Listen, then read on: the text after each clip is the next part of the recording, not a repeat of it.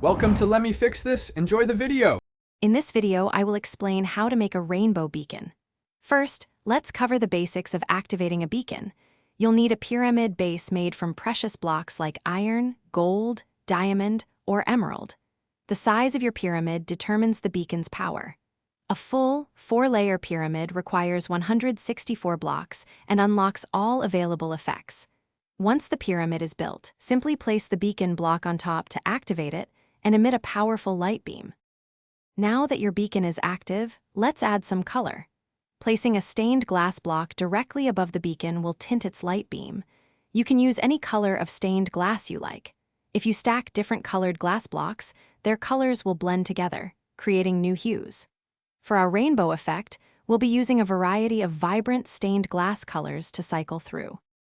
To create a dynamic rainbow effect, we need an automated system. This involves using redstone to cycle different colored stained glass blocks over the beacon. A basic redstone clock can provide the continuous power needed. You'll use sticky pistons to push and pull the stained glass blocks into place.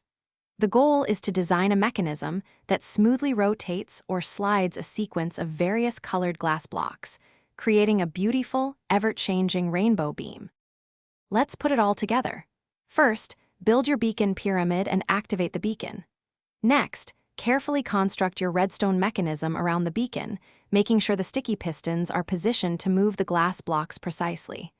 Load your chosen sequence of colored, stained glass into the mechanism.